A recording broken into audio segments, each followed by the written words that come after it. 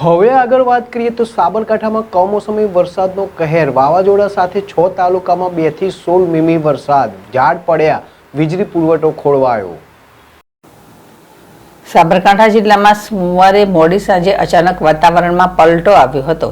પ્રાંતિજ, તલોદ, હિંમતનગર, ઈડર, વડાલી અને વિજયનગરમાં વાવાઝોડું ફૂંકાયું હતું. દૂરની ડમરીઓએ રાહદારીઓને અને વાહન ચાલકોને મુશ્કેલીમાં મૂક્યા હતા. ગાજવીજ અને કડાકા ભડાકા સાથે શરૂ થયેલા વરસાદે ધીમે ધીમે જોર પકડ્યું હતું.